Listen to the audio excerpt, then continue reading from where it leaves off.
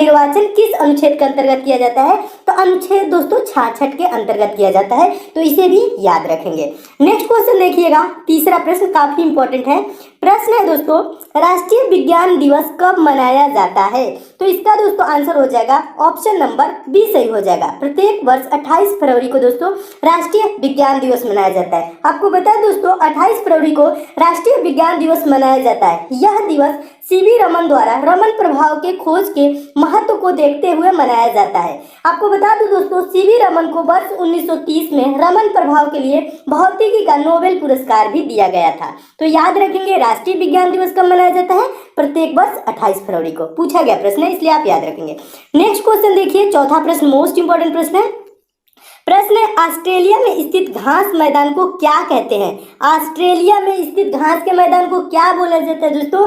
तो इसका आंसर क्या हो जाएगा? चौथे का ऑप्शन नंबर ए सही हो जाएगा, डाउन्स बोला जाता है ऑस्ट्रेलिया में स्थित घास के मैदान को। ठीक है, आपको बता दूं दोस्तों, और उत्तरी अमेरिका में स्थित घास के मैदान को दोस्तों प्रेरी बोला जाता है। क्या बोला जाता है? प्रेरी कहाँ के घास के मैदान को बोला जाता है? उत्तरी अमेरिका के। ठीक है, उसके बाद क्या है दोस्तों? स्टेपीज है। स्टेपीज कहाँ का बोला जाता है दोस्तों? यूरेशिया। ठीक है, यूरेशिया में विस्तृत घास के मैदान को स्टेपीज बोला जाता है। और दोस्तों लानोस कहाँ के घास के मैदान को बोला जाता है दोस्तों? वेनेजुएला एवं कोलंबिया में स्थित यानी कि विस्तृत घास के मैदान को क्या बोला जाता है? लानोस। लानोस कहाँ के घास के मैदान को बोला जाता है? वेनेजुएला एवं कोलंबिया में विस्तृत घास के मैदान को लानोस बोला जाता है। और डाउन्स कहाँ का है दोस्तों? ऑस्ट्रेलिया। ऑप्शन नंबर इसका ए सही हो जाएगा। तो सारे को प्रश्नों को याद रखेंगे, प्रेरी भी याद रखेंगे दोस्तों। प्रेरी कहाँ का बोला जाता है? उत्तरी अमेरिका। ये भी बहुत बार पूछा जा चुका है। नेक्स्ट क्वेश्चन देखिए दोस्तों, पांचवा प्रश्न काफी इंपॉर्टेंट है भी है।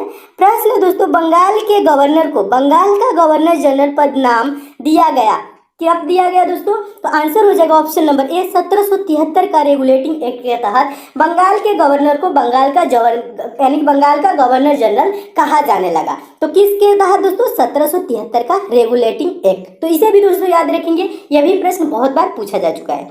अगला क्वेश्चन देखिएगा दोस्तों, छठा प्रश्न है। छठा प्रश्न काफी इंपॉर्टेंट है और हमेशा दोस्तों ये प्रश्न पूछा जाता है। प्रश्न है, पौधों के लिए आवश्यक सूक्ष्म पोषक तत्व है। बोरान दिया है, मैग्नीज दिया है, निकेल दिया है, उपयुक्त सभी दिया है। तो इसका आंसर हो जाएगा उपयुक्त सभी। आपको दोस्तों बता दूं, पौधों के समुचित वृद्धि एवं विकास के लिए आवश्यक सूक्ष्म तत्व पोषक तत्व कौन कौन से होते हैं? Boron, chlorine, copper, iron, manganese, nickel एवं जिंक। ये सब क्या होते हैं? पौधों के विकास के लिए पोषक तत्व होते हैं, यानी कि पौधों के लिए आवश्यक सूक्ष्म जो होते हैं पोषक तत्व ये। तो इसका आंसर क्या हो जाएगा? ये सभी, यानी कि उपयुक्त सभी हो जाएगा। तो इसे भी याद रखेंगे। नेक्स्ट क्वेश्चन देखिए, सातवां प्रश्न, काफी इंपॉर्टेंट प्रश्न और हमेशा दोस्तों ये पूछा जाने वाला प्रश्न है, तो इसलिए दोस्तों आप इस प्रश्न को जरूर याद रखेंगे। देखिएगा प्रश्न क्या कह रहे हैं, निम्न में कौन भारत का मार्टिन लूथर कहलाता है? भारत का मार्टिन लूथर किसे कहा जाता है? तो इसका दोस्तों आंसर हो जाएगा option number C, Swami Dayanand Saraswati को दोस्तों भारत का मार्टिन लूथर कहा जाता है। तो आप दोस्तों इसे भी याद रखेंगे। आपको बता दूं दोस्तों, स्वामी दयानंद सरस्वती ने आर्य समाज की स्थापना की और वेदों की ओर लौटो का नारा भी दिया। स्वामी दयानंद सरस्वती उनके धार्मिक सुधार प्रयासों के कारण क्या कहा जाता है दोस्तों? भारत का मार्टिन लूथर कहा जाता है। ठीक है, तो ऑप्शन नंबर सी सही हो जाएगा। इसे आप दोस्तों जरूर याद रखेंगे। नेक्स्ट क्वेश्चन देखिए, आठवां प्रश्न भी काफी इंपॉर्टेंट है। प्रश्न है, अस्थियों का वैज्ञानिक अध्ययन विज्ञान के किस शाखा के अंतर्गत किया जाता है? किसका? अस्थियों। अस्थियों मतलब हड्डियों का दोस्तों वैज्ञानिक अध्ययन विज्ञान के किस शाखा के अंतर्गत किया जाता है? तो इसका आंसर हो जाएगा ऑप्शन नंबर ए, ऑस्टियोलॉजी के अंतर्गत किया जाता है। किसके अंतर्गत? ऑस्टियोलॉजी। इसे भी याद रखेंगे। नेक्स्ट क्वेश्चन देखिए, नौवां प्रश्न। नौवां प्रश्न भी काफी महत्वपूर्ण प्रश्न है। प्रश्न है, निम्नलिखित कवियों में से किसे अष्टछाप कवियों में नहीं शामिल किया जाता है? अष्टछाप कवियों में नहीं शामिल किया जाता है। तो इसका दोस्तों आंसर क्या हो जाएगा? 9वें का ऑप्शन नंबर बी सही हो जाएगा। यह भी पूछा गया प्रश्न है। कबीर दास को दोस्तों अष्टछाप कवियों में शामिल नहीं किया जाता है। सूरदास हैं, छीत स्वामी हैं, नंददास हैं, ये सब क्या है दोस्तों? अष्ट यानी कि अष्टछाप कवियों में शामिल हैं। और कबीर दास दोस्तों अष्टछाप कवियों में शामिल है। अष्टछाप कवियों में दोस्तों बता दूं कौन कौन है? सूरदास, नंददास, परमादास, ठीक है, कुंभन दास, चतुर्भुज दास, छीत स्वामी, गोविंद स्वामी, कृष्णदास, ये सब क्या है दोस्तों? अष्टछाप कवियों में, लेकिन ये ऑप्शन में दोस्तों हर बार रहता है कबीरदास, ठीक है। तो कबीरदास को आप याद रखेंगे, अष्टछाप कवियों में शामिल नहीं किया जाता है। तो इनका आंसर दोस्तों, प्रश्न का आंसर क्या हो जाएगा, कबीरदास। तो इसे भी याद रखेंगे। नेक्स्ट क्वेश्चन देखिए, मोस्ट इंपोर्टेंट प्रश्न, और हमेशा दोस्तों ये प्रश्न पूछा जाता है। प्रश्न है, भारतीय संविधान में कितने प्रकार के मौलिक अधिकारों का वर्णन किया गया है। भारतीय संविधान में कितने प्रकार के मौलिक अधिकारों का वर्णन किया गया है। तो आंसर हो जाएगा ऑप्शन नंबर बी, कुल 6 प्रकार के मौलिक अधिकारों का वर्णन किया गया है। दोस्तों आपको बता दूं, भारतीय संविधान के भाग 3 में 6 प्रकार के मौलिक अधिकारों का वर्णन किया गया है। मूल संविधान में दोस्तों 7 प्रकार के मौलिक अधिकारों का वर्णन था, लेकिन 44वें संविधान संशोधन द्वारा संपत्ति का अधिकार को मौलिक अधिकार से हटा दिया गया। पहले कितने थे दोस्तों, 7 मौलिक अधिकार थे, जिसमें संपत्ति का अधिकार भी शामिल था। तो संपत्ति का अधिकार 44वें संविधान संशोधन के द्वारा क्या कर दिया गया दोस्तों, हटा दिया गया, ठीक है। अब वो कानूनी अधिकार में चला गया है। तो अब कितने हैं दोस्तों, तो कुल 6 मौलिक अधिकारों का वर्णन किया गया। ऑप्शन नंबर इसका बी सही हो जाएगा। नेक्स्ट क्वेश्चन देखिए, अगला क्वेश्चन है, 11वां प्रश्न काफी इंपॉर्टेंट है, और ये दोस्तों मोस्ट इंपॉर्टेंट है क्योंकि ये हमेशा परीक्षाओं में पूछा जाता है। प्रश्न है, गायत्री मंत्र की रचना किसने की थी। गायत्री मंत्र की रचना किसने की थी। तो इसका आंसर दोस्तों क्या हो जाएगा, चारों ऑप्शन को दोस्तों पढ़ेंगे तो इसका आंसर हो जाएगा ऑप्शन नंबर ए, विश्वामित्र ने दोस्तों गायत्री मंत्र की रचना की थी। किसने की थी, विश्वामित्र ने गायत्री मंत्र की रचना की थी। और बता दूं दोस्तों, गायत्री मंत्र ऋग्वेद के 3 मंडल में उल्लिखित है। यह मंत्र दोस्तों सविता, ठीक है, सविता यानी सूर्य देवता को समर्पित है, और इसकी रचना किसने की, विश्वामित्र ने की। तो इसका आंसर हो जाएगा विश्वामित्र, इसलिए दोस्तों आप याद रखेंगे। अब पूछा जाता है दोस्तों, गायत्री मंत्र किसको समर्पित है, तो सूर्य देवता को समर्पित है, ये भी याद रखेंगे।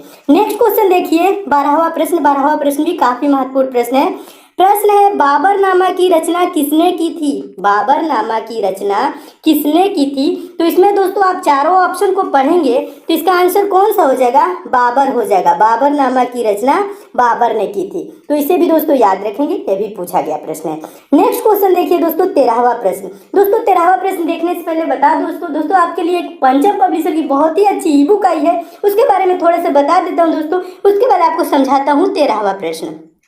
देखिए दोस्तों, ये पंचम पब्लिशर की दोस्तों ई बुक है, बहुत ही अच्छी ई बुक है दोस्तों। आपके आगामी जो भी परीक्षा होंगे, जैसे आरपीएफ की एग्जाम देंगे, SSC GD, UP police, SI, लेखपाल, रेलवे, एसएससी की कोई एग्जाम देंगे, या अदर दोस्तों आप कोई सा भी गवर्नमेंट एग्जाम देंगे, तो ये सभी परीक्षाओं के लिए दोस्तों इंपॉर्टेंट ई बुक है। क्योंकि दोस्तों इस ई बुक में उन प्रश्नों को शामिल किया गया है जो प्रश्न हमेशा आपके परीक्षाओं में पूछे जाते हैं, जो प्रश्न हमेशा परीक्षाओं में रिपीट करते हैं। दोस्तों इस ई बुक में आपको 10 प्रैक्टिस सेट मिल जाएगा 50-50 क्वेश्चन के, प्लस 10 वन लाइनर सेट मिल जाएगा दोस्तों।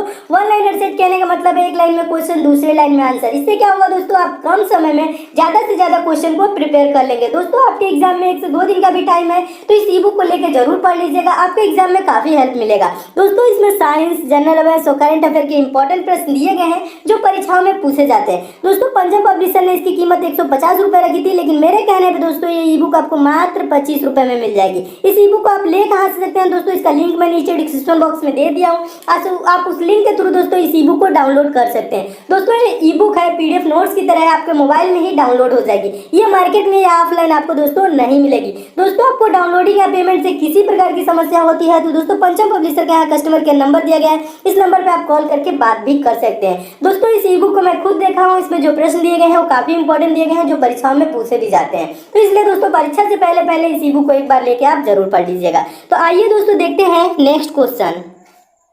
देखिए दोस्तों 13वां प्रश्न काफी इंपॉर्टेंट है और हमेशा दोस्तों परीक्षाओं में प्रश्न पूछा जाता है, तो इसलिए आप इसे याद रखेंगे।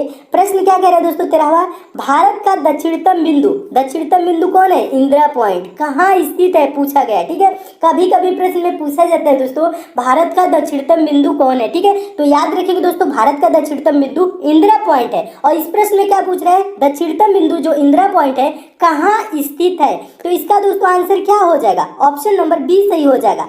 भारत का दक्षिणतम बिंदु जो इंदिरा पॉइंट है दोस्तों ग्रेट निकोबार द्वीप पर स्थित है। ठीक है, ग्रेट निकोबार द्वीप पर स्थित है भारत का दक्षिणतम बिंदु इंदिरा पॉइंट। ठीक है, तो इसे याद रखेंगे। नेक्स्ट क्वेश्चन देखिए 14वां प्रश्न भी महत्वपूर्ण प्रश्न है। प्रश्न है वेदांग कितने हैं, वेदांग कितने हैं। तो दोस्तों आपको बता दूं वैदिक साहित्य में 6 वेदांग बताए गए हैं। वैदिक साहित्य में कितने वेदांग बताए गए, 6। तो आंसर कौन सा हो जाएगा, ऑप्शन नंबर नंबर डी। और कौन कौन से बताए गए दोस्तों? तो 6 वेदांग कौन कौन से? शिक्षा, कल्प, निरुक्त, छंद, व्याकरण तथा ज्योतिष। ये 6 वेदांग है। कौन कौन? एक बार और सुन लीजिए, शिक्षा, कल्प, निरुक्त, छंद, व्याकरण तथा ज्योतिष। ये वैदिक साहित्य में 6 वेदांग बताए गए हैं। नेक्स्ट क्वेश्चन देखिए 15वां प्रश्न। 15वां प्रश्न काफी महत्वपूर्ण है, ये भी बहुत बार परीक्षा में पूछा जा चुका है। प्रश्न है, भारतीय संविधान के किस भाग में राज्य के नीति निर्देशक तत्वों का उल्लेख है?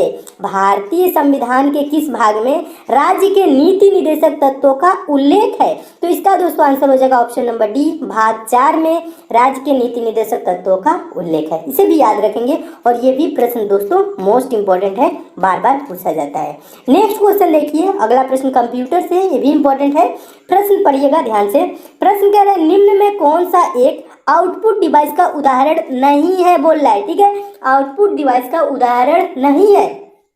मॉनिटर क्या होता है दोस्तों? ये एक आउटपुट डिवाइस होता है। प्रिंटर क्या होता है दोस्तों? ये भी आउटपुट डिवाइस। स्पीकर क्या है दोस्तों? ये भी आउटपुट डिवाइस है। लेकिन जो कीबोर्ड दोस्तों है ना, ये क्या है? इनपुट डिवाइस का उदाहरण है। तो ये क्या आउटपुट डिवाइस का उदाहरण है? नहीं, ये इनपुट डिवाइस का उदाहरण है। ये पूछ रहा है आउटपुट डिवाइस का उदाहरण नहीं है, तो कीबोर्ड आपका आउटपुट डिवाइस का उदाहरण नहीं है। कीबोर्ड इनपुट डिवाइस का उदाहरण होता है। दोस्तों आपको बता दूं, कीबोर्ड एक इनपुट डिवाइस है। इनपुट डिवाइस किसे कहा जाता है दोस्तों? इनपुट डिवाइस का उपयोग कंप्यूटर में निर्देश अथवा डाटा फीड करने के लिए किया जाता है, और जबकि दोस्तों आउटपुट डिवाइस का उपयोग कंप्यूटर द्वारा प्रसंस्कृत परिणाम को दर्शाने के लिए किया जाता है। ठीक है, तो ये चीज समझ गए, इनपुट डिवाइस आउटपुट डिवाइस। दोस्तों अगर आपको कंप्यूटर से रिलेटेड ज्यादा क्वेश्चन चाहिए, ट्रिपल सी से रिलेटेड क्वेश्चन चाहिए, तो दोस्तों प्ले लिस्ट में दोस्तों आपको मिल जाएगी ट्रिपल सी कोर्स के नाम से। ठीक है, एक आपको प्ले लिस्ट बना होगा, वहां पे जाएंगे चैनल पे, तो वहां पे दोस्तों कंप्यूटर के मैं इंपॉर्टेंट क्वेश्चन दिया हूँ ट्रिपल सी से रिलेटेड, तो वहां से आप कंप्यूटर के क्वेश्चन भी पढ़ सकते हैं। ठीक है, तो वहाँ आप ट्रिपल सी भी तैयारी कर रहे होंगे तो वहां से भी आपको मिल जाएगी क्वेश्चन, सारे क्वेश्चन वहां मिल जाएंगे, तो वहां पे आप देख सकते हैं कंप्यूटर से रिलेटेड और जानकारी। नेक्स्ट देखिएगा 17वां प्रश्न है। 17वां प्रश्न भी काफी इंपॉर्टेंट है। प्रश्न है, निम्न में से कौन सी गुफा गुप्तकालीन है? चारों ऑप्शन को पढ़िए दोस्तों, कौन सा हो जाएगा? ऑप्शन नंबर इसका सी सही हो जाएगा, अजंता की गुफाएं। निम्न में से कौन सी गुफा गुप्तकालीन है? तो अजंता की अधिकांश गुफाएं दोस्तों क्या है? गुप्तकालीन है। ठीक है, आपको बता दोस्तों अजंता का निर्माण 2री सदी ईसा पूर्व में से लेकर 7वीं सदी ईसा पूर्व लगभग 9वीं सदी तक होता रहा। अजंता की अधिकांश गुफाएं दोस्तों गुप्त काल में बनी है। तो इसमें लिख रहा है प्रश्न में, निम्न में से कौन सी गुफा गुप्तकालीन है? तो अजंता की गुफाएं गुप्तकालीन है। इसे याद रखेंगे, पूछा गया प्रश्न है। नेक्स्ट क्वेश्चन देखिएगा 18वां प्रश्न भी काफी इंपॉर्टेंट है। निम्नलिखित में कौन विषाणु जनित बीमारी है? विषाणु से होने वाला बीमारी पूछ रहा है। इन्फ्लुएंजा, यस ये भी है। चेचक ये भी है। हाइड्रोफोबिया ये भी है। उपयुक्त सभी, तो इसका आंसर हो जाएगा दोस्तों उपयुक्त सभी विषाणु जनित बीमारी है, तो इसे भी याद रखेंगे। अगला क्वेश्चन देखिए 19वां प्रश्न भी काफी इंपॉर्टेंट है।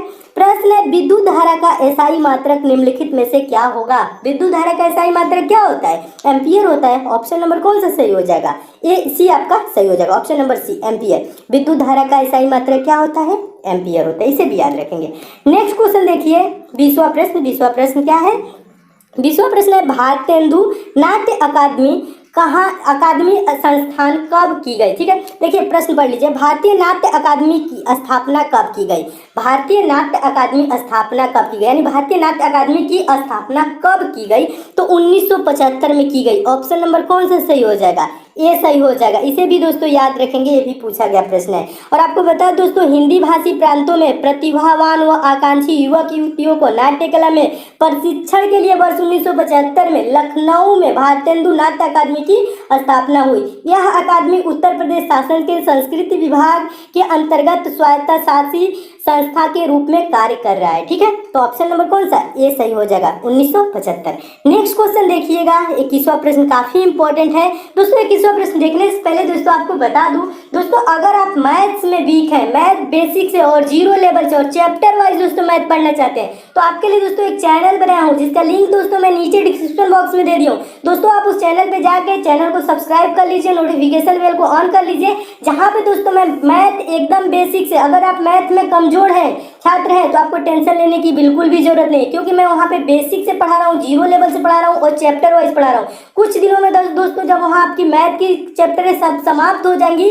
तो दोस्तों मैं आपको विश्वास दिलाता हूँ आप मैथ के प्रश्नों को दोस्तों सेकेंडों में सॉल्व करने लगेंगे, वो भी बिना पेन उठाए। तो दोस्तों मैथ में प्रॉब्लम होती है तो उस चैनल पे जरूर जाए, जिसका लिंक दोस्तों मैं नीचे डिस्क्रिप्शन बॉक्स में दे दिया हूँ। तो देखिएगा 21वां प्रश्न देख लीजिए, उसके बाद जाइए। 21वां प्रश्न है पिरेनीज, ठीक है, पिरेनीज, ठीक है, पिरेनीज पर्वत किन देशों के बीच स्थित है? पिरेनीज पर्वत किन देशों के बीच स्थित है? तो आंसर हो जाएगा दोस्तों ऑप्शन नंबर ए, फ्रांस और स्पेन के बीच स्थित है, ठीक है। जो पिरेनीज पर्वत है इन दोनों देशों को अलग करता है, ठीक है, यानी कि बॉर्डर है, ठीक है। पिरेनीज पर्वत किन दो देशों के बीच है? फ्रांस और स्पेन। ऑप्शन नंबर कौन सा सही हो जाएगा? ए सही हो जाएगा, इसे भी याद रखेंगे।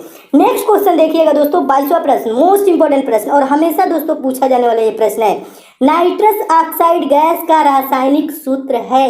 तो दोस्तों बता दूं, नाइट्रस ऑक्साइड N2O को सामान्यतः हंसाने वाली गैस यानी लाफिंग गैस के नाम से भी जाना जाता है।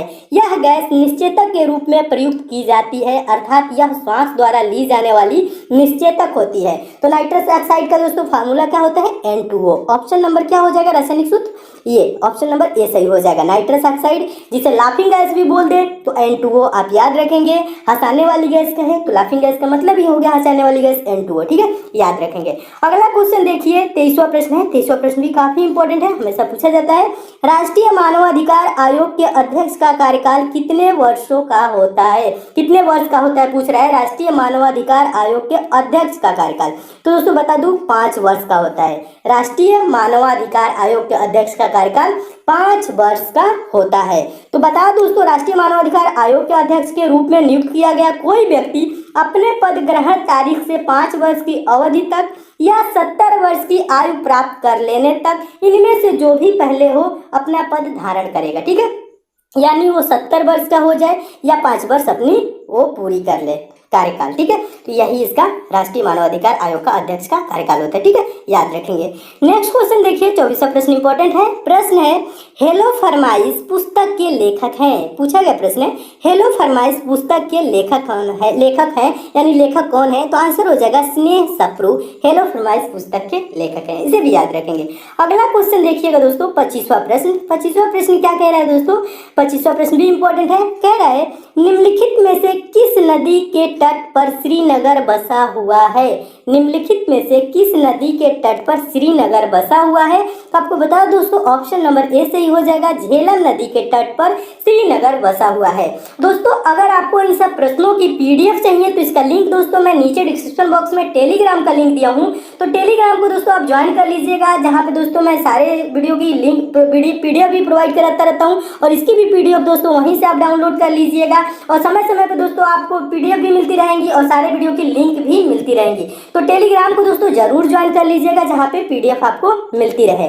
और दोस्तों बता दोस्तों आपको ये सारे प्रश्न दोस्तों अच्छे लगे हैं तो इस वीडियो को लाइक कर दीजिएगा, शेयर भी कर दीजिएगा और चैनल को सब्सक्राइब करके नोटिफिकेशन बेल को ऑन कर लीजिएगा, ताकि आपको डेली सारे वीडियोस की नोटिफिकेशन मिले, ठीक है दोस्तों। तो लाइक शेयर और सब्सक्राइब और बेल आइकन पे प्रेस जरूर कीजिएगा। तो मिलते हैं दोस्तों अगले वीडियो में और भी इंपॉर्टेंट प्रश्नों के साथ। तब तक के लिए दोस्तों धन्यवाद।